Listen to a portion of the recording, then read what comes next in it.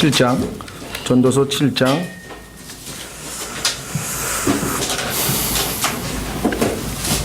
19절이죠. 전도서 7장 19절. 지난 시간에 아마 18절까지 우리가 13절에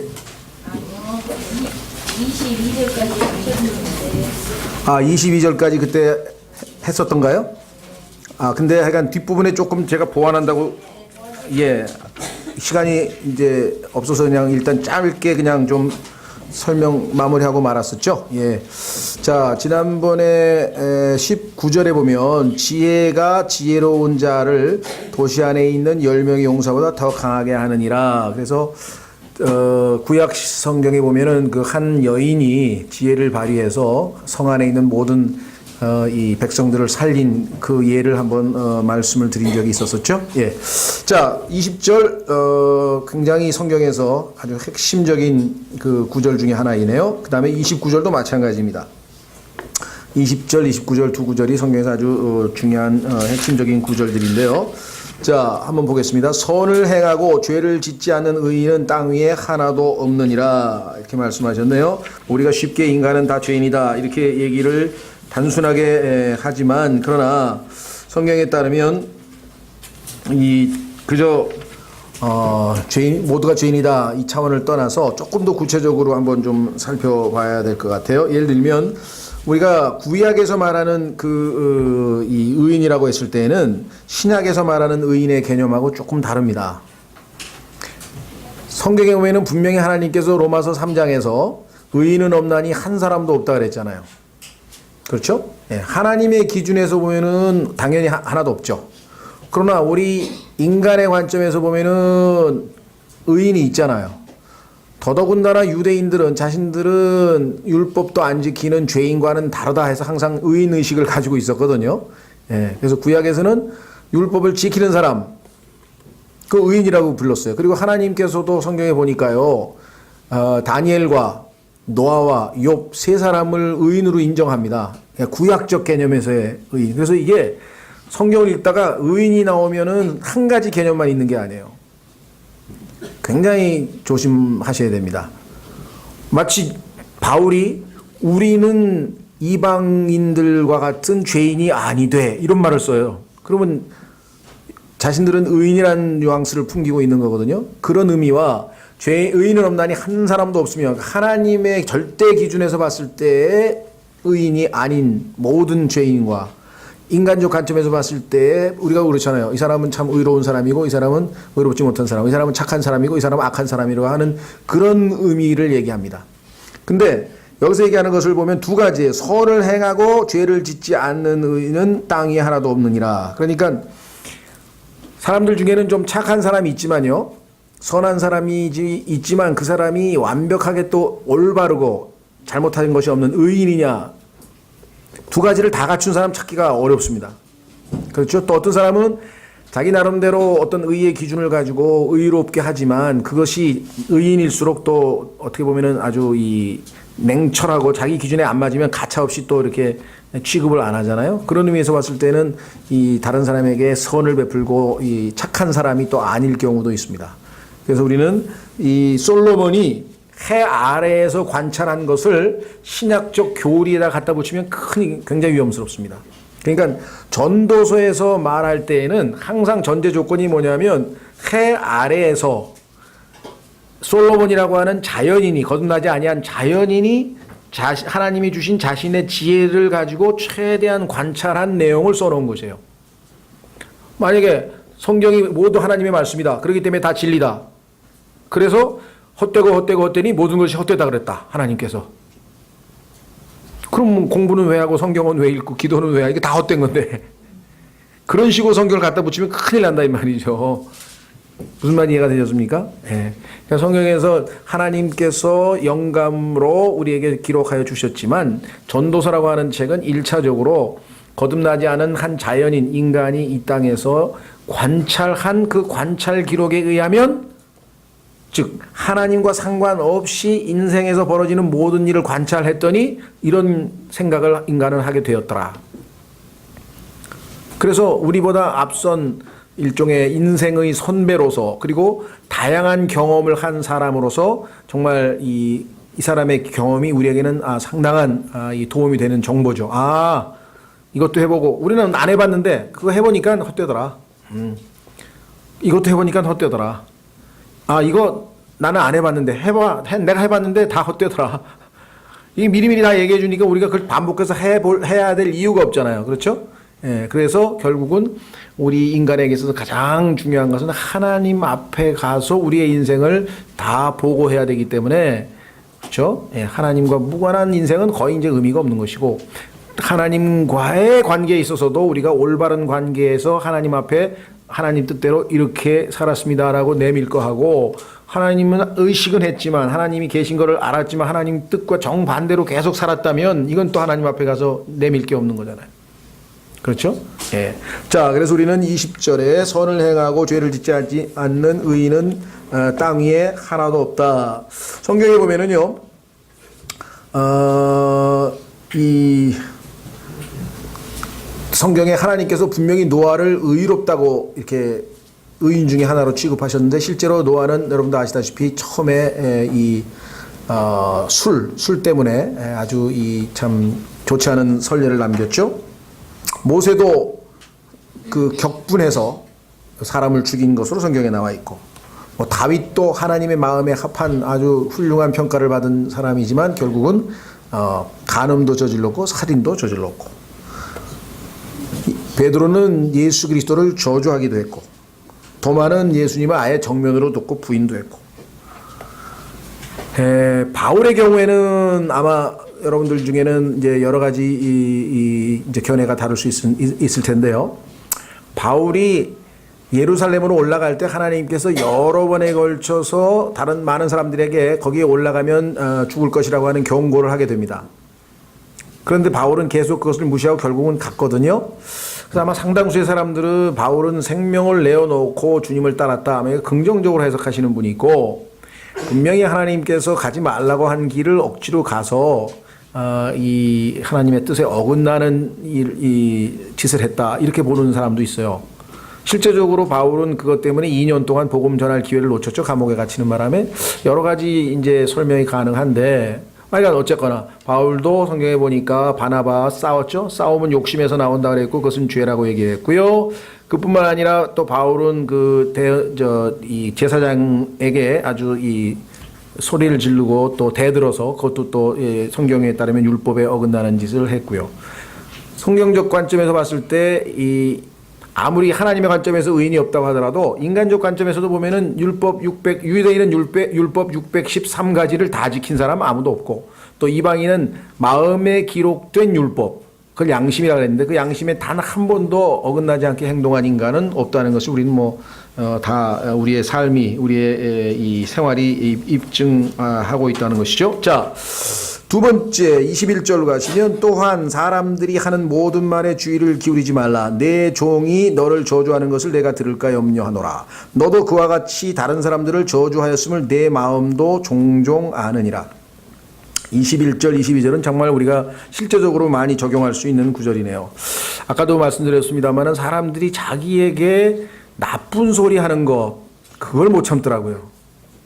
그렇죠? 그걸 굳이 해명하려고 누가 그러던데 내가 뭐 이랬다면서, 그러니까 나 그러지 않았다고 그냥 그거를 굳이 해명하려고 애를 쓰는데 그게 얼마나 피곤한 일입니까? 그렇죠? 나에 대해서 누가 무슨 소리를 하는지 그걸 어떻게 다 알 수가 있어요? 쫓아다니면서 다 알아낼 수도 없는 거. 그렇죠? 그래서 그거를 여기 나와 있는 것처럼 주의를 기울일 필요 없어요. 그냥 누가 옆에서 뭐라 그러면은 그런 사람이 있었나 보다 이 정도로 해서 지나가야 되는데, 잘못하면요 들어서 아무 유익이 될 필요 없는 얘기를 듣잖아요.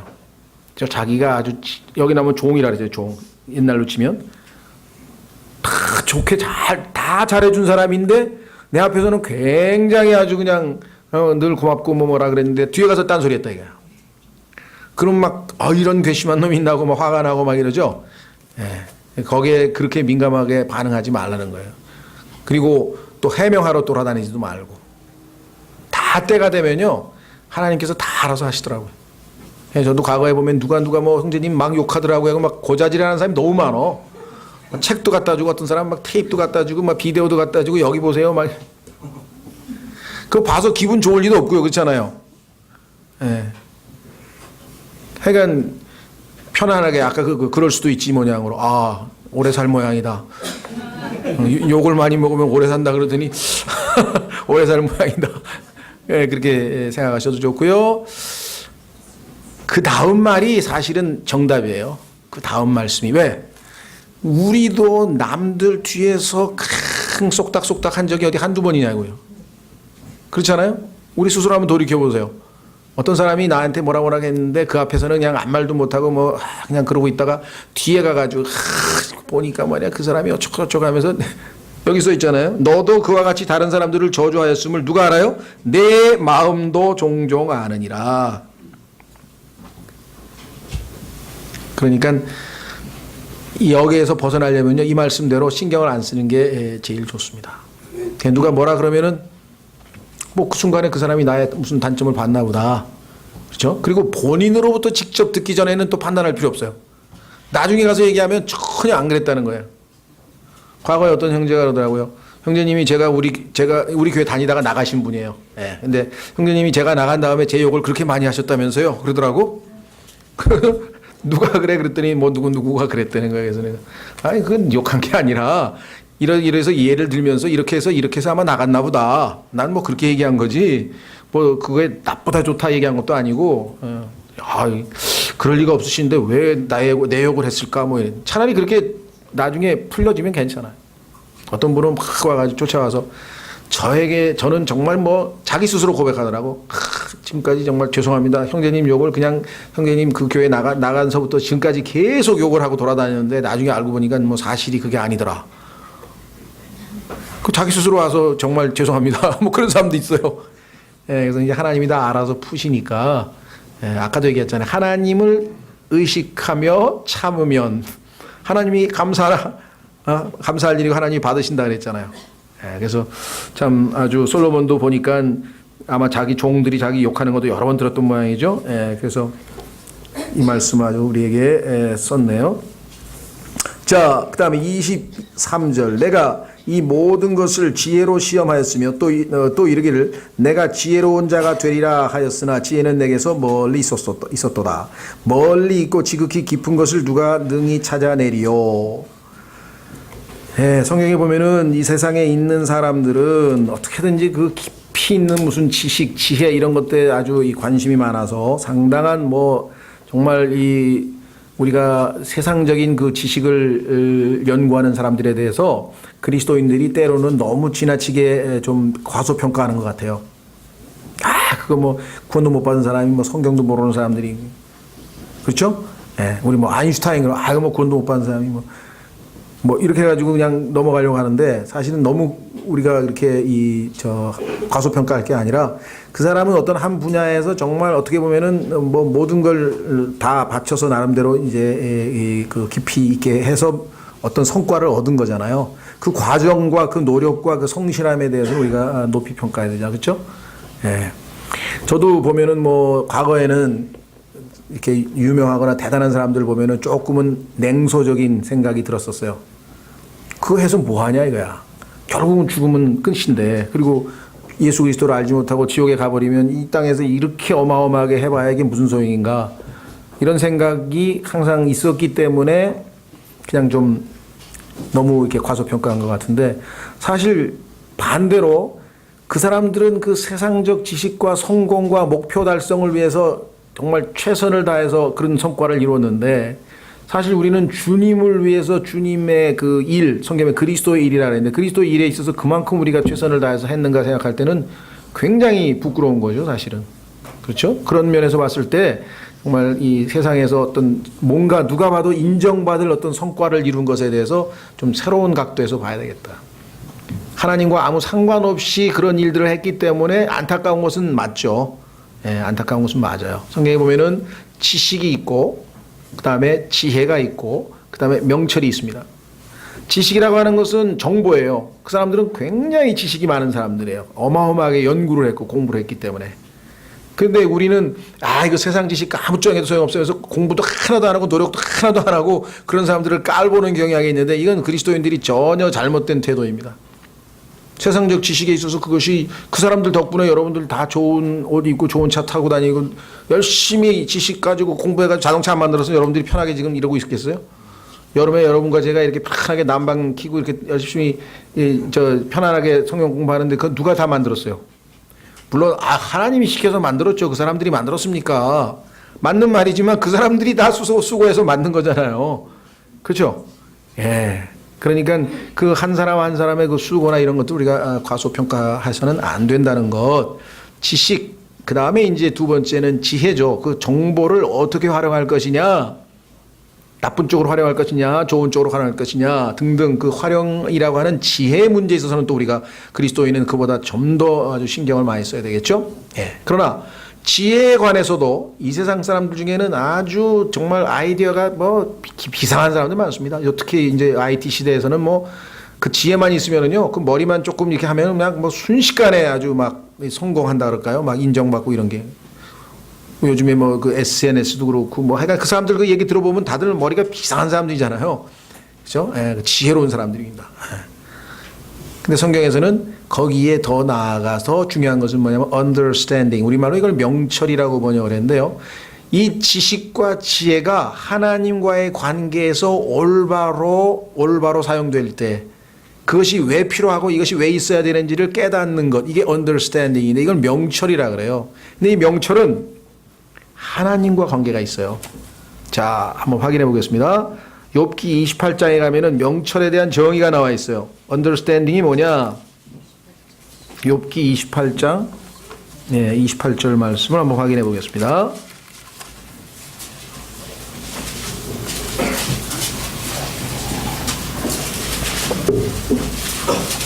욥기 28장 28절. 욥기 28장 28절. 또 사람에게 이르시기를 보라, 주를 두려워하는 것이 곧 지혜요 악에서 떠나는 것이 명철이니라 하셨느니라. 자, 여기 보시면 주를 두려워하는 것이 곧 지혜요 했을 때는 이건 올바른 지혜입니다. 하나님의 지혜입니다. 그런데 성경에 보니까 이 지혜를 corrupt, 부패시킨 장본인이 있어요. 그게 마귀입니다. 그러니까 하나님을 대적하거나 하나님으로부터 사람들을 멀어져 가게 만드는 그런 의미에서의 순수하지 못한 잘못된 지혜가 있어요. 그 지혜는 마귀가 가장 뛰어난 자예요. 교활하. 그 사람들은 그걸 교활하다 그래요. 교활한 지혜라 그랬죠. 예, 속이는 거죠. 성경에서 말씀하시는 순수한 지혜는 여기서 나온 것처럼 주를 두려워하는 것이 지혜고, 그 다음에 악에서 떠나는 것이 명철이니까 마귀는 명철이 없는 거예요. 왜냐하면 악의 화신이니까 마귀 자체가. 예. 자, 다시 우리는 돌아오셔서 전도서 7장 23절 내가 이 모든 것을 지혜로 시험하였으며 또 이르기를 내가 지혜로운 자가 되리라 하였으나 지혜는 내게서 멀리 있었도다. 멀리 있고 지극히 깊은 것을 누가 능히 찾아내리요. 사람들은 이것을 찾기 위해서 정말 엄청난 노력을 하죠. 자, 신명기에 가면은요, 하나님께서는 인간이 찾고자 하는 그 뭔가를 아주 가까운 곳에 두셨어요. 그래서 찾을 필요가 없다 그래서요. 진정한, 예를 들면 뭐 과학을 통해서 자연 현상을 연구해서 뭔가 결과를 얻는 그런 지혜를 찾지 말라는 건 아니고, 우리가 과학도 사회과학도 무슨 학문적인 연구 이거는 필요하지만 문제는 인생에 있어서 정말 필요한 지혜. 자, 신명기 30장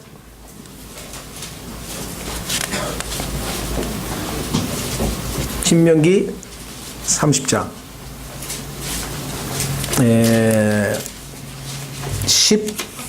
11절 신명기 30장 11절.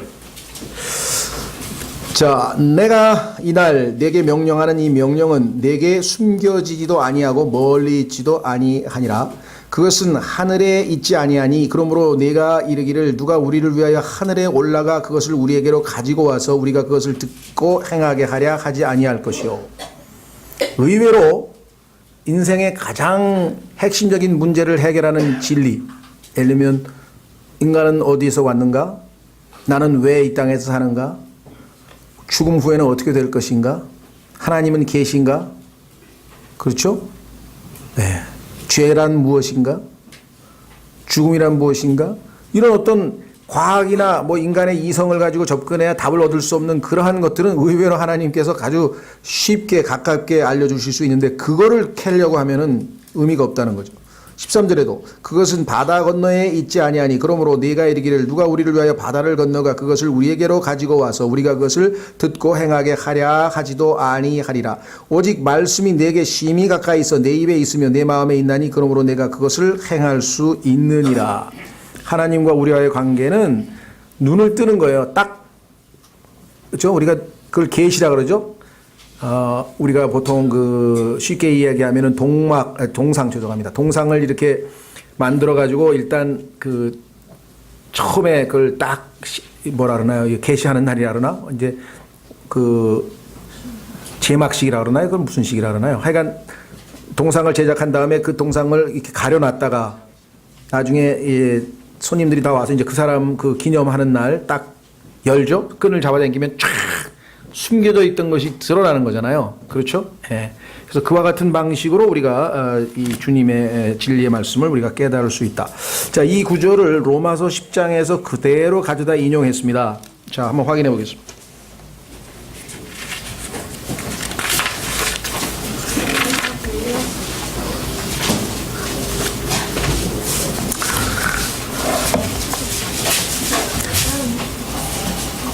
자, 아까도 말씀드린 것처럼 인간에게는 왜 어떨 때는 선한 모습이 나타났다가 왜 이따 인간은 어떨 때는 악한가? 왜 종교인들, 종교 전쟁이 이렇게 심한가? 왜 가난한 사람이 있는가? 또 질병이란 왜 존재하는가? 뭐 전쟁은 왜 있는가? 이런 문제에 대해서는요, 아무리 인간이 뭐 과학을 발전시키고 뭐 무슨 학문을 발전시켜도 답을 얻을 수가 없어요. 6천년, 인류 역사 6천년 동안 그대로 남아있는 문제들이에요, 이 문제들은. 이것은 성경을 통해서 하나님의 계시 말씀 통해서 원인을 찾아내고 그것을 해결하시는 하나님께 의지하기 전에는 해결이 안 되는 것이죠. 자, 로마서에도 똑같은 얘기가 나옵니다. 한번 확인해 보겠습니다. 10장, 형제들아, 1절부터 이스라엘을 위한 내 마음의 소원과 하나님을 향한 기도는 곧 그들이 구원을 받는 것이니라. 내가 그들에게 대해 증언하노니 그들이 하나님께 대한 열심은 있으나 지식에 따른 것이 아니니라. 그들이 하나님의 의를 알지 못하여 자기 자신의 의를 세우려고 다니면서 하나님의 의에 복종하지 아니하였느니라. 자, 여기 보시면 하나님의 의와 그 다음에 여기 자신의 의, 인간의 의죠.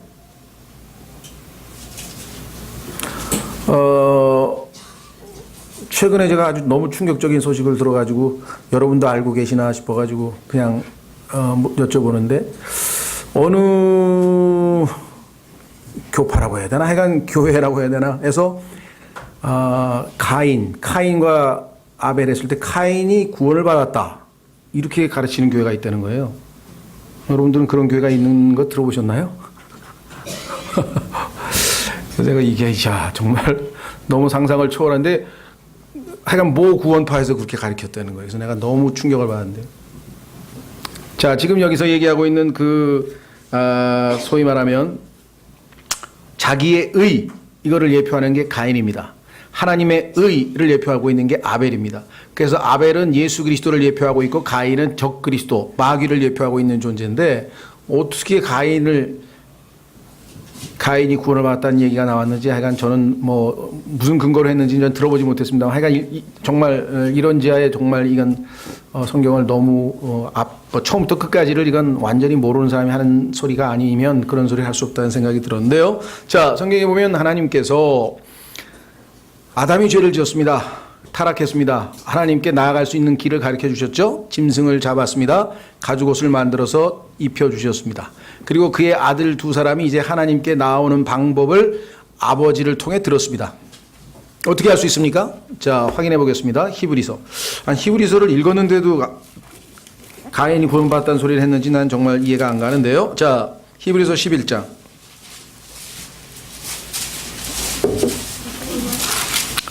히브리서 11장 4절. 히브리서 11장 4절. 믿음으로 아벨은 가인보다 더욱 뛰어난 희생물을 하나님께 드리고 그것으로 말미암아 자기가 의롭다는 증거를 얻었으니 하나님께서 그의 예물들에 대하여 증언하시느니라. 그가 죽었으나 믿음으로 여전히 말하고 있느니라. 창세기 4장에 가면은 하나님께서 가인과 가인의 예물은 받아들이지 아니하셨다라고 성경에 명백하게 써 있습니다. 그렇죠? 예. 자, 뭐라고 기록했냐면요. 가인과 그의 헌물에는 관심을 갖지 아니하셨으므로 이렇게 써 있어요. 왜냐? 하나님께서 아담에게 가르쳐 주신 방법은 하나님께 나아올 때는 반드시 대속물이 필요하다는 것을 가르쳐 주셨죠. 그래서 아담 너의 죄로 말미암아 그 죄의 싹을 내가 죽어서 갚아야 되지만 너를 대신해서 내가 이 어린 양 짐승 한 마리를 죽인다. 이게 너가 죽은 것으로 내가 간주하겠다. 그렇죠? 그래서 그 어린 양의 가죽을 입혀서 몸을 이제 이 벌거벗은 것을 가리웠다 이 말이죠. 그런데 그것이 바로 예수 그리스도께서 십자가에서 어린 양으로 죽으시고 예수님을 영접할 때 우리의 옷이 되실 예수님이라고 갈라디아서에서 성경에서 우리에게 가르쳐주고 있다 이 말이죠. 그래서 아들들에게 전수가 됐어요. 그런데 아벨은 아버지가 말씀하신 그대로 짐승을 잡아서 하나님 앞에 나아갔습니다. 이걸 믿음으로 나아간 것이고 피를 가지고 나아간 것이죠. 그런데 가인은 자기의 의를 하나님 앞에 내어드렸어요. 열심히 종교라고 하죠. 종교.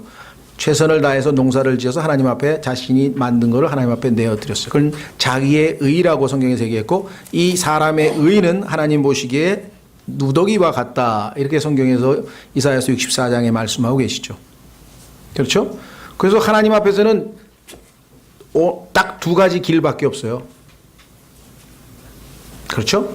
하나는 가인의 길인데 그것은 인간이 그걸 길을 따라가기 때문에 나중에 이사야서에서는 my way라고 그랬어요. 내가 인간이 자기가 가는 그 길, 그건 가인의 길입니다. 주의 길, 그래서 예수님께서 내가 곧 길이요 진리의 진리라고 했을 때 그 길은 예수 그리스도예요. 그래서 둘 중에 하나예요. 모든 인간은 가인에게 속하느냐 아벨에게 속하느냐. 가인도 구원받았으면 이건 만인구원론인데 그건 오리겐이라고 하는 이단이 가르치는 건데 하나님께서는 너무나 마음이 너그러우셔서 결국은 마귀도 다 구원해 버리신다. 그게 이 중세 초창기 오리겐이라고 하는 사람이 만든 보편 구원론이라는 이단 교리인데 그것이 구원파의 입에서 나왔다는 얘기를 듣고 저 아주 충격적이네요. 뭐 이건 하여간 뭐 어떻게 여담으로 나왔는데 자 중요한 거는 바로 여기. 하나님의 의를 선물로 받느냐 자기 의를 세우려고 끝까지 버팅기느냐 하나는 종교고 하나는 구원입니다. 하나는 가인이고 하나는 아벨입니다. 하나는 적그리스도고 하나는 그리스도입니다. 자 그래서 3절 그들이 하나님의 의를 알지 못하여 자기 자신의 의를 세우려고 다니면서 하나님의 의에 복종하지 아니하였느니라. 그리스도께서는 믿는 모든 자에게 의가 되시기 위하여 율법의 끝마침이 되시느니라. 자 이제 중요합니다. 5절 모세가 율법에서 난 의를 묘사하되 이게 바로 자기 의예요. 거기 나와 있잖아요. 3절에 나와 있는 자기 의. 율법을 끝까지 지키겠다 이거예요. 요즘으로 치면 선행을 통해서 하나님 앞에 착한 일을 많이 해서 하나님의 호의를 얻어보겠다고 하는 것이죠. 그렇죠? 예. 새벽 기도하고 철야 기도하고 11조하고 뭐하고 많은 행위를 통해서 하나님 앞에 내가 이만큼 훌륭하게 살았습니다. 그러니까 날 구원해 주십시오. 이건 완전히 헛다리를 짚은 거죠. 전혀 불가능한 일을 하는 것입니다. 자, 그래서 모세가 율법에서 난 의를 묘사하되 그것들을 행하는 사람은 그것들로 말미암아 살리라 하거니와. 그런데 그것을 행하는 사람이 있었습니까? 없었습니까? 온 우주에 단 한 사람도 없다 그래서 의인은 없나니 단 한 사람도 없다 그래서 예수 그리스도 한 분만이 하나님이 보시기에 율법의 각도에서 봐서 의인이었어요. 그래서 그분만이 그 율법을 어긴 즉 하나님의 의의 기준에서 봐서 모든 죄인된 인간들을 대신할 대속물의 자격을 획득하신 것입니다. 자 다시 돌아오셔서 6절 믿음에서 난 의인은 이같이 말하되 자 그러니까 아까 율법에서 난 의인은 얼마나 애를 많이 씁니까? 노력을 많이 하고 그 노력하고 애쓰는 것을 지금 뭐라고 표현했냐면 신명기에서 인용했어요. 자 보세요. 믿음에서 난 의인을 이같이 말하되 내 마음속에 이르기를 누가 하늘로 올라가겠느냐 하지 말라. 멀리까지 가서 찾으려고 하지 말아요. 노력해가지고 막 수고해가지고 연구하고 뭐 아니면 불교에서 얘기하는 것처럼 고행하고 아니면 무슨 수도원에 가서 뭐 수도를 쌓고 뭐 돌을 닦고 이거 아니다. 이것은 그리스도를 위에서부터 모셔내리려는 것이요. 인간이 지금 현재 기술로 200억 광년이 되는 셋째 하늘에 가서 예수 그리스도를 이 땅에 모시고 내려오려고 그런 시도를 했다면 얼마나 엉뚱탕탕한 시도를 하는 거겠습니까? 그뿐이 아닙니다. 그러나 그것이 무엇을 말하느냐? 말씀이 내게 가까이 있어 내 입에 있으며 죄송합니다. 7절. 혹은 누가 깊음 속으로 내려가겠느냐 하지 말라 하나니 이것은 그리스도를 다시 죽은 자들로부터 모셔 올리려는 것이라. 위에서부터 모셔올 필요 없어요. 왜? 그분이 내려오셨잖아요. 인간의 몸을 입고. 근데 왜 또 모시러 올라가? 이미 와 계신데. 그 다음에 죽은 자들로부터 왜 모셔 올리려고 그래? 이미 부활하셔가지고 나타나셔서 손을 벌리고 나를 영접하고 믿으라고 지금 가까이에서 초청하고 계신데. 그렇죠? 인간이 하고 있는 그 어리석음에 대해서 이렇게 말씀을 했습니다. 어떻게 하면 되느냐? 8절. 그러나 그것이 무엇을 말하느냐? 그것은 6절에 나와 있는 믿음에서 난 의네요.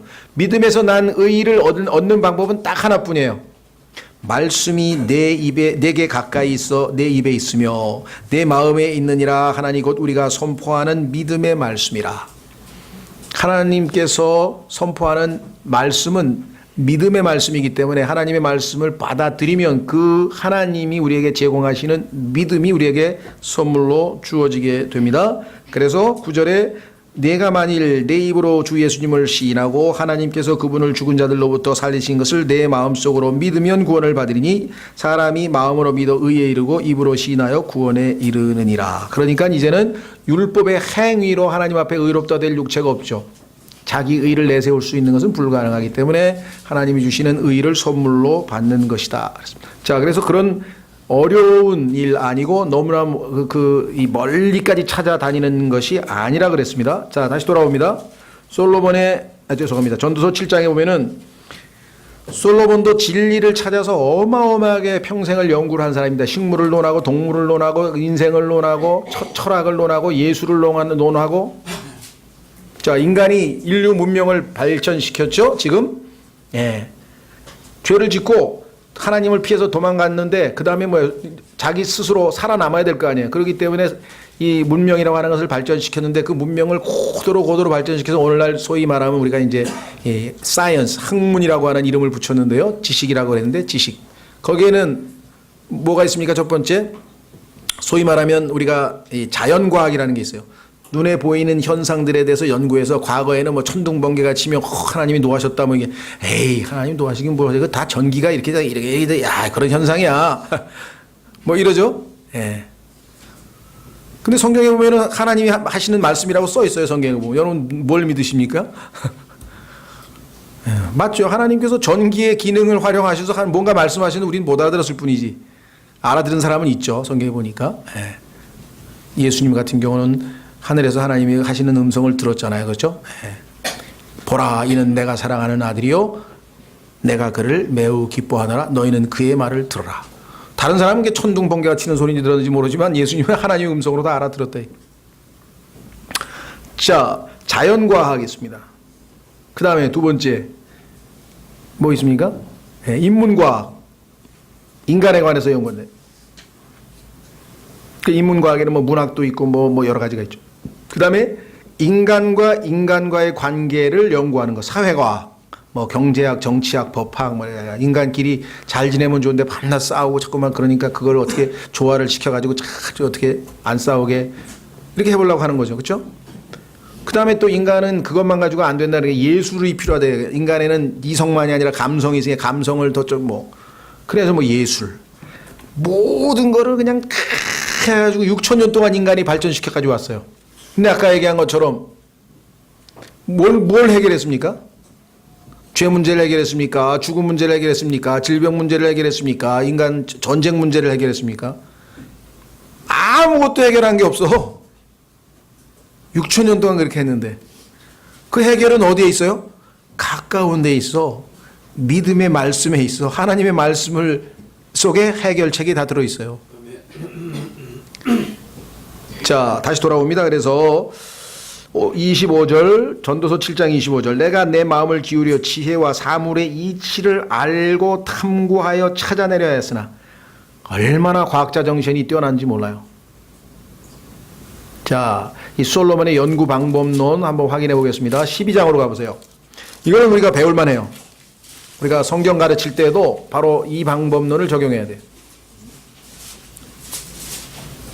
자, 솔로몬의 전도서 12장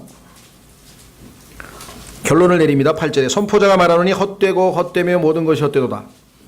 또한 선포자는 지혜로움으로 여전히 백성에게 지식을 가르쳤고 참으로 그는 크게 주의를 기울이고, 자, 솔로몬이 하나님의 말씀을 가르치는 방법은 첫 번째는 뭐냐면요, 크게 주의를 기울이는 겁니다. 하나님의 말씀을 창세기부터 계시록까지 주의를 잘 기울여서 이 말씀이 여기와 연결되어 있고 이 말씀이 여기에 연결되어 있구나, 여기서도 조금 저기서도 조금, 다 그래서 영적인 것은 영적으로 비교하고 이렇게 해야지. 갑자기 오늘 하나님께서 나에게 이 말씀을 주셨습니다. 그게 하나님인지 마귀인지 그걸 어떻게 알아요? 알 수 있는 방법 뭐예요? 딱 하나죠. 성경으로 성경을 비춰봤는데 엉뚱한 얘기하면 그건 마귀한테 받은 거예요. 근데 지금 성경에서 어긋나는 내용을 엄청나게 지금 강대상에서 설교들을 해 지금. 그렇죠? 저거 성경하고 안 맞았다. 저거 성경하고 안 맞. 한두 가지가 아니에요. 뭐 쉽게 얘기해서 뭐 사형제도 폐지서부터 시작해가지고 무슨 뭐 등등등등 보면 성경하고 하나님의 견해하고 다른 얘기들을 전부 마치 하나님이 하신 얘기인 것처럼 지금 각색해서 얘기하는 게 너무 많다는 거죠. 예수님께서 이 땅에 오신 목적 중에 하나가 뭡니까? 내가 진리에 대하여 증언하러 왔다. 거짓의 아비가 지금 완전히 온 세상을 다 거짓말로 뒤덮어 나가지고 제일 큰 거짓말은 뭡니까? 하나님이 없다. 그런데 성경은 뭐라고 썼어요? 시편 14편 1절에 어리석은 자는 마음에 이르기를 하나님이 없다 하더라. 시편 53편 1절에 어리석은 자는 마음에 이르기를 하나님이 없다 하더라.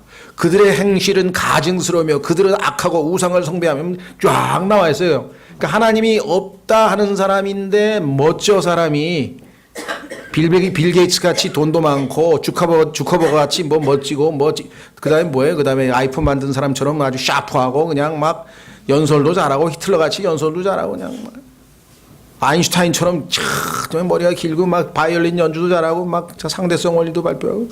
근데 하나님이 없대. 그러면 성경에서 뭐예요? 어리석은 사람. 하나님이 없다 그러면 이미 어리석은 사람이에요. 그렇죠, 그렇죠? 예. 그랬더니 어떤 사람은 또 어떻게 장난질을 치냐면 성경에 보니까 하나님이 없다는 말이 2번이나 나오더라. 예? 거두절미 다 자르고 하나님이 없다라는 말 자체가 있죠, 성경에. 봐라 말이야. 성경에 써 있어. 하나님이 없다고. 그런 사람도 있어요. 근데 그걸 또 믿어요. 야, 성경에 써 있어. 봐라 여기.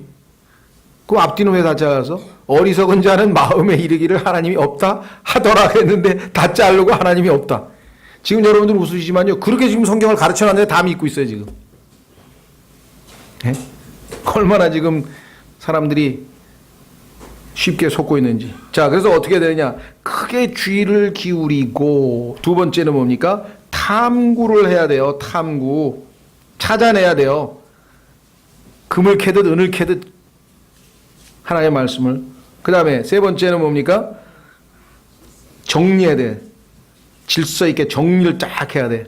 그래서 알기 쉬운 말들로. 자, 보세요. 뭐라고 되어 있나? 10절에 선포자는 애를 써서 받아들일 만한 말씀들을 찾았는데, 요즘에 이제 눈높이란 말이 자주 나오는데요.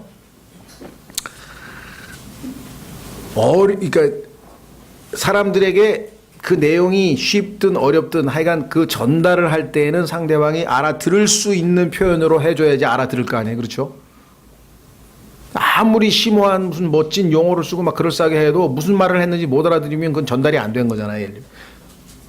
여기도 지금 나와 있죠. 예. 그래서 그 전달할 수 있는 그 기술, 그것을 성경에서는 뭐냐면 은사라 그래요. 은사. 하나님께서 그 사람이 어떤 말에 대해서 잘 요령 있게 설명해서 상대방이 알아듣고, 아, 그게 맞는 말이구나.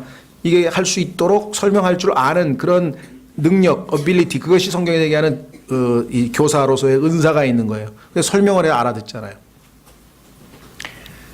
우리나라에도 보면은 그 대학교에서 강의하시는 분들 중에서 실력은 있으셔서 논문도 아주 이게 그 업적도 좋고 훌륭한데 가르치는 기술이 없는 분이 있어요. 가르치는 기술이. 그러니까 얘기를 하면 뭔가 많이 아시는 것 같긴 한데 무슨 소리 했는지 몰라. 그렇죠? 그런데 뭐 깊이 있게 뭐 논문을 뭐 많이 쓰고 이렇게 안 해도 가르치셔서 요령 있게 전달할 줄 아는 선생님들도 계시잖아요. 그래서 미국 같은 경우에는 이 분야를 나눕니다. 연구 전문 교수하고요, 강의 전문 교수하고 아예 나눠버려요. 연구는 그 분야에 깊이 있게 몰입해서 혼자 하면 될 거 아니에요. 글로 써서 성과를 내면 되는데 이 사람이 아주 훌륭한 분이니까 이 사람에게 강의를 맡기자. 근데 맡겼는데 이 사람은 말을 잘 못해. 전달을 잘 못해. 그렇죠? 예. 그 성경도 바로 이 가르치는 선포자, 프리처의 가능성은 준비를 잘해서 찾아내서 정리를 해서 하지만 역시 또 뭐야? acceptable, 받아들일 만한 말들을 찾아내서 잘 전달을 해야 된다. 여기 나와 있죠. 여기 기록된 것은 올바른 것이요. 그 다음에 진리의 말씀들이다. 지혜로운 자들의 말씀들은 가시채들 같고 지폐의 스승들이 굳게 박은 못들 같나니 이것들은 한 목자께서 주신 것이니라. 그랬죠. 다시 돌아옵니다. 이제 솔로몬의 전도서, 솔로몬이 쓴 전도서 이제 25절. 내가 내 마음을 기울여 지혜와 사물의 이치를 알고 탐구하여 찾아내려 하였으나 또 어리석은 짓 곧 어리석은 것과 심지어 미친 것의 사악함을 알고자 하였는데 이게 2장에도 한번 나왔었죠. 최대한 연구를 했는데 이번에 발견한 건 뭐냐. 아주 글쎄요. 뭐 누구나 공감할 만한 결론을 내렸네요. 그 결론은 뭐냐. 마음이 올가미와 그물 같고 두 손이 묶는 띠 같은 여자가 죽음보다 더 쓴 것을 내가 알게 되었다. 인생에서 제일 쓴맛을 여자에게서 봤어요. 솔로몬이. 하나님 앞에서 그냥 모든 분야에서 능통했는데 이 여자에 관해서는 실패를 해버렸어. 그래가지고 실험을 거듭하다 보니까 1000명까지 접해봤는데 1000명의 여자를 거느려봤더니 그래도 없어. 남자는 1000명째 가서 한 명 찾았다고 그랬어요. 자기가. 그 뒤에 보세요. 뭐라고 썼나. 누구든지 하나님을 기쁘게 하는 자는 그녀에게서 벗어나려니와 죄인은 그녀에게 붙잡히리로다. 두 가지인데요. 첫째는 실제 여자에 대한 얘기입니다. 두 번째, 성경에서는요, 미혹시키는, 빗나가게, 하나님으로부터 빗나게 만드는 여자는 성경에서는 잘못된 종교. 그래서 성경에 보면은 계시록 끝부분에 가면은 하나님을 대적하는 종교의 칭호가 큰 바벨론 음녀예요. 그러니까 성경에서 음녀라고 하는 것은 실제적으로 사람에 대한 직접적인 언급이죠. 잠언 7장에도 보면은. 그래서 젊은이들이 거기 걸려들면 아주 패가 망신한다고 성경에서 누차 경고를 했잖아요. 그러나 단순히 그런 현상적인 것뿐만 아니라 영적인 교훈은 뭐냐면은 예수 그리스도 참 진리로부터 하나님의 말씀으로부터 우리를 벗어나게 만드는 거짓 가르침과 종교가 이 여인하고 특성이 똑같아. 그래서 하나님께서 큰 바벨론 음녀라는 이름을 붙여주신 거예요. 그러니까 두 가지 우리는 다 영적으로 적용이 영적으로 그다음에 실제적으로 적용이 가능하겠죠. 자, 그래서 하나님을 기쁘시게 해야만 이 여자에게서 벗어날 수 있네요. 종교적으로도 우리가 빗나가지 않는 이유는 딱 하나입니다. 여러분들이 건전하게 진리를 따를 수 있는 방법은요, 하나님을 기쁘시게 하면 우리를 미혹시키는 거짓 이단 종교나 이단 교리로부터 우리가 보호받을 수 있어요. 하나님을 향한 중심이 확실하면. 27절. 선포자가 이르되 보라 내가 하나씩 세어가며 전말을 알아내 이것을 알게 되었다. 솔로몬도 참 대단한 사람 같아요. 그렇죠? 한 500명쯤 가다 그만둬야지. 그 1000명까지 끝까지 다 세워가지고 이 여자는 괜찮나? 이 여자는 하면서 계속 찾아가지고 1000명까지 채웠으니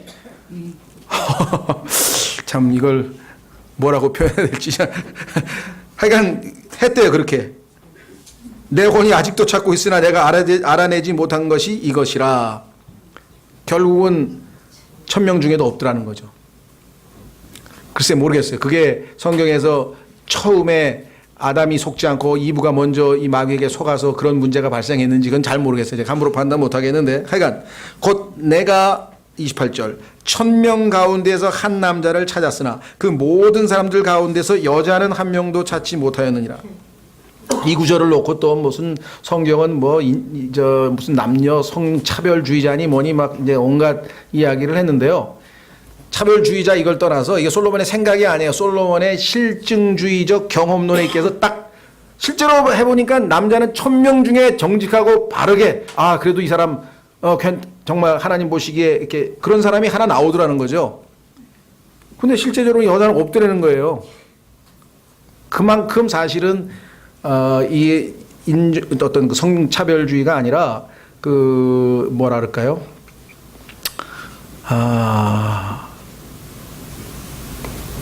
그러니까 하여간 뭐 표현이 하여간 좀 제가 쉽지가 않은데 성경에서 하여간 누구 말 맞다나 가장 신비로운 존재가 여자예요.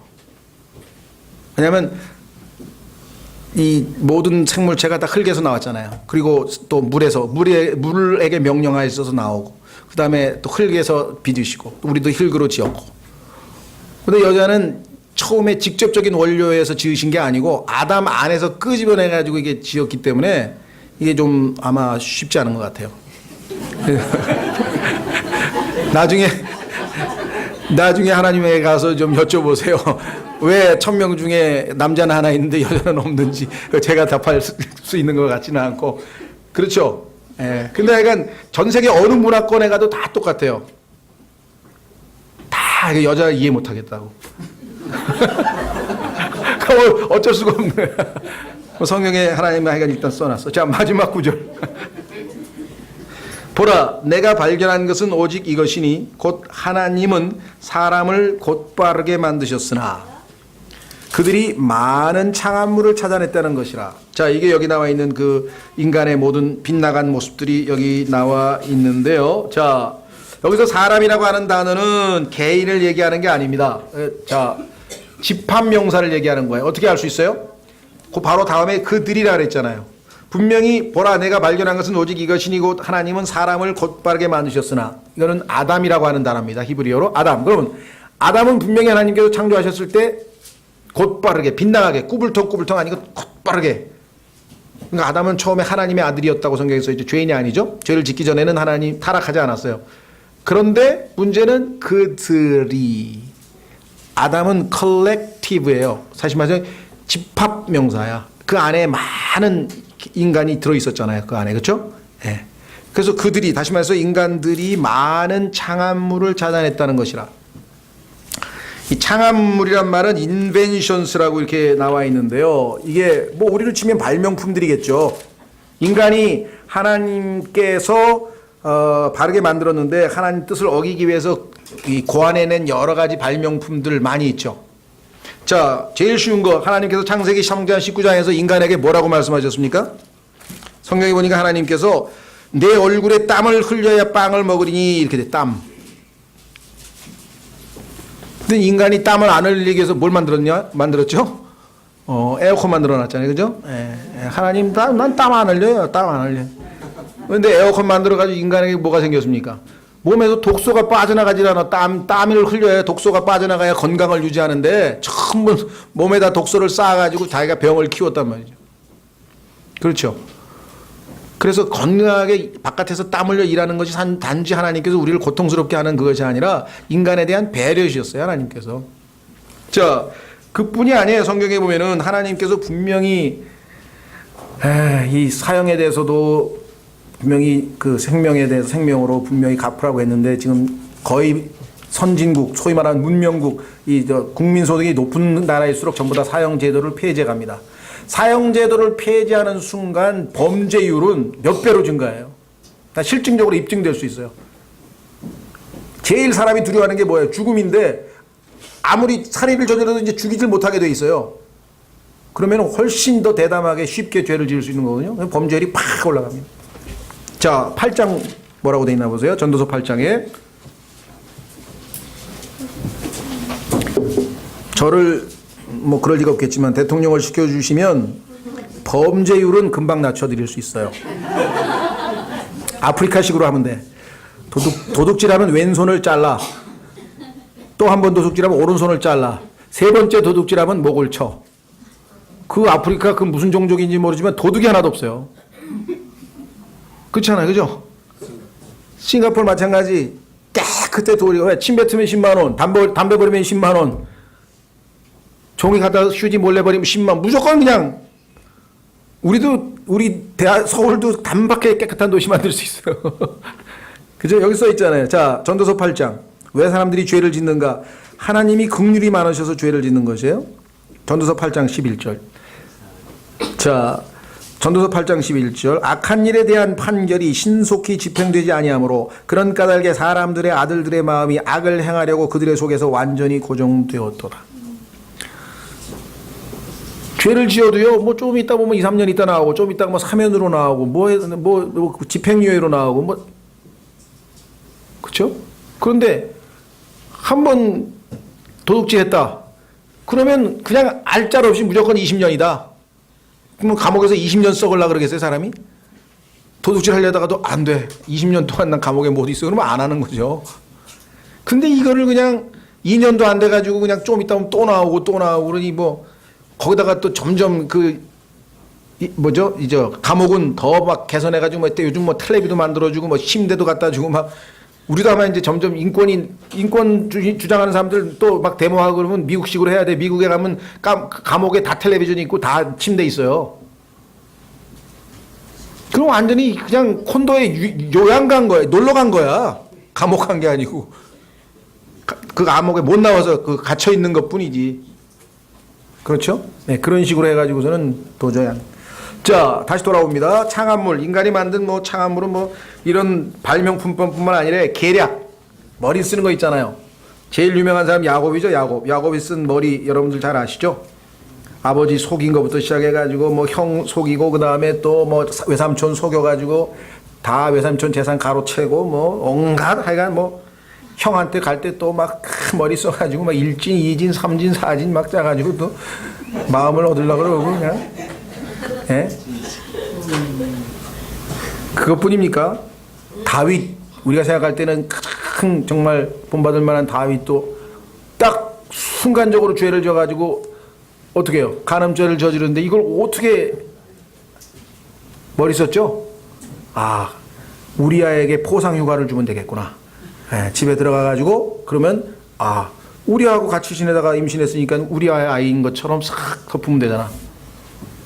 하나님이 보고 계신데 그걸 내버려 두시겠어요? 예, 우리아는 충신이기 때문에 다른 사람 다 전쟁하는데 내가 지금 집에 들어가서 부인하고 편하게 쉴 수 있냐. 이거 집 안에 안 들어갔어. 아예 바깥에다가 침상 놓고 거기서 잤다고. 2번이나 그러니까 다윗이 얼마나 거기서 회개를 했어야 되는데 하나님이 보고 계시는구나, 막으시는구나. 그게 아니야. 이번엔 뭐야? 자기 장수시켜가지고 최전선에 혼자 내보내가지고 죽게 만들려고 그래가지고 결국 죽였잖아요. 그죠? 그런, 모든 게 다 어디서 나와요? 부패한 지혜로부터 나오는 거. 아까 인간이 하나님은 곧바르게 만들었는데. 자, 마지막 한 구절 찾고 마치겠습니다. 예수 그리스도, 고린도전서 15장으로 가보십시오. 예수님도 컬렉티브 퍼슨이에요. 예수님도. 참 놀랍죠? 아담 그랬는데 they라 그랬어요. 그들. 근데 예수님도 first fruits. 복수야, 복수. 고린도전서 15장 20절. 고린도전서 15장 20절. 그러나 이제 그리스도께서 죽은 자들로부터 일어나사 잠든 자들의 첫 열매가 되셨도다. 근데 놀랍게도요, 지금 우리는 이게 우리말 번역상 한국어는 단수 복수를 구분을 잘 안 합니다, 이게. 그런데 영어에 보면 묘하게 예수님에 대해서 기록하기를 뭐라고 얘기했는가 하니 first fruits라고 돼 있어요. 그렇죠? 예수님께서 복수로 돼 있어요, 지금. 자, 예수 그리스도는 아담의 표상입니다. 아담도 한 개체가 아니라 한 인격인데 아담으로부터 수없이 많은 후손이 나왔죠. 예수 그리스도도 하늘의 미랄로 땅에 떨어져 죽고 부활하시면서 수없이 많은 열매가 나왔죠. 예수님이 머리가 되시고 그리고 우리 모두가 한 개체 인디비주얼 하나가 다 예수님의 지체입니다. 그렇죠. 예. 그리고 예수 그리스도께서 부활하실 때에 구약 성도들이 그들과 함께 예수님과 함께 하나님 앞에 첫 열매로 드려지셨습니다. 그렇죠. 예. 자, 그래서 성경에서 우리가 중요한 거는 하나님이 보실 때에는 이 땅에는 두 종류의 사람밖에 없어요. 딱 사람이 둘이야. 그런데 그 둘의 후손이 세 수십억이야. 셀 수도 없이 많아. 그러니까 아담 안에 있으면 아무리 멋지고 훌륭하고 그럴싸하고 젠틀맨이고 뭐 초콜릿 볶음에 그다음에 뭐라고 해요. 아무리 해도 결국은 아담 안에 있으면 끝이야. 그냥 이건 멸망이야. 그리스도 안에 일단 들어오면 지질이 말도 못하고 그런 것 같아도 일단 그리스도 안에만 들어오면 그것은 영원한 축복이에요. 그렇죠. 자, 하나님 보시기에는 딱 두 사람밖에 없습니다. 이 땅에. 성경에서 그걸 뭐라고 얘기했습니까? 첫사람과 둘째 사람. 자, 이거 이왕 나와서 확인해 보십시다. 첫사람과 둘째 사람. 딱 둘 종류밖에 없어요. 둘째 사람은 영적 출생, 거듭나야만 둘째 사람이신 예수님 안으로 들어갈 수 있죠. 자, 고린도전서 15장.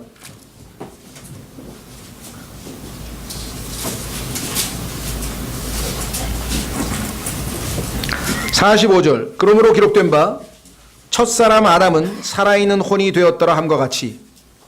그런데 이것을 창세기 2장 7절에 생령이라고 엉터리로 이상하게 번역을 해놓으니까 이게 생령하고 살아있는 혼하고 완전히 다르잖아요. 영이 아니에요. 혼이에요. 혼. 살아있는 혼. 자, 마지막 아담은 살려주는 영이 되셨더라. 자, 마지막 아담은요, 아담을 대표해서 십자가에서 달리셔서 죽으시고 대속을 이루셨는데 그 마지막 아담으로서의 임무가 끝나신 예수님은 지옥에서 살아서 부활하셔서 올라오셨죠. 자, 그래서 다시 돌아갑니다. 46절. 그러나 영에 속한 것이 첫째가 아니요 본성에 속한 것이 첫째며 본성에 속한 게 누구예요? 아담. 그래서 첫째야. 그러면 그 뒤에 영에 속한 것이니라. 영에 속한 것이 바로 예수 그리스도야. 자, 그래서 47절. 첫째 사람은 땅에서부터 나서 땅에 속하거니와. 이것을 육에서 난 것은 육이라 그러는 것이에요. 자, 둘째 사람은 하늘로부터 나신 주시니라. 예수님은 둘째 사람이야. 그러니까 예수 그리스도는 마지막 아담이라고 하는 타이틀로 십자가에서 죄값을 치르기 위해서 죽으셨고, 이제 둘째 사람이라고 하는 첫 열매로 하나님 앞에 이제 새로운 인류의 조상이 되셨고, 옛 인류의 조상 아담, 두 번째 인류의 조상 그리스도. 그러니까 하나님은 일일이 인디비주얼 다 아담이냐 그리스도냐 두 개만 보시는 거예요. 그리스도 안에 있으면 영원한 축복, 아담 안에 있으면 영원한 정죄. 실제로 아담의 후손들에 관한 책, 아담의 세대들에 관한 책, 창세기 5장 3절서부터 쭉 구약 성경, 마태복음 1장 1절 예수 그리스도의 세대에 관한 책, 아담은 세대들에 관한 책, generations 복수. 왜? 죽었으니까. 2세대, second generation 죽었으니까, third generation. 우리도 그렇죠? 저도 모르겠어요. 김혜김 씨 무슨 파 70몇 대인가 그러는데 하여간 다 70대 손 이러잖아. 아담의 후손들은 다. 예수님에 속한 세대는 one generation이야. 왜? 안 죽어. 창세기에서는 낳고 살다가 죽었다. 낳고 살다가 죽었다. 그밖에 없어요. 태어났다가 살다가 아기 낳고 죽었다야. 여러분들은 굉장히 이 세상에서 많은 일을 하시는 것 같지만 하나님께서 구원받지 못한 사람의 인생은 딱 4개예요. 육으로 태어났어, 살다가 또 아기 낳았어, 죽었어. 하나님께서는 너희는 요거밖에 안 돼. 요거 the generations of Adam, 아담의 세대들. 그런데 예수 그리스도의 세대는 뭐예요? 태어났어, 살다가 거듭났어, 그 다음에 안 죽어. 계속 살아. 그래서 성경에 보니까 마태복음 1장에는 낳고 generations 복수 없어. 그냥 generation. 한 세대밖에. 예수 그리스도의 세대는 영원히 죽지 않기 때문에 한 세대예요. 이 전체적인 성경 구도를 봐야 이게 뭐 착하게 살고 뭐 무슨 종교 행위하고 뭐 갖다 바치고 이게 아니라 새로운 출생, 영적 출생이구나. 그래서 오죽 답답하시면 예수님께서 그 최고의 유대인 랍비, 도덕적으로 그다음에 종교적으로 지식적으로 철학적으로 최고의 지식인에게 넌 지금 무슨 말을 하는지를 못 알아듣냐. 내가 다시 태어나야 한다는 말을 marvel, 너무 이상하게 생각하지 말아라. 그 지금 니고데모가 이상하게 생각하고 있는 거예요. 그죠? 예. 자, 그래서 우리는 이 하나님께서 upright, 곧바르게 지은 인간이 얼마나 다양한 방식으로 하나님을 벗어나서 창조물들을 만들어냈는지 살펴보았습니다. 다시 다음 시간에 우리가 8장서부터 이제 공부하도록 하겠습니다. 예.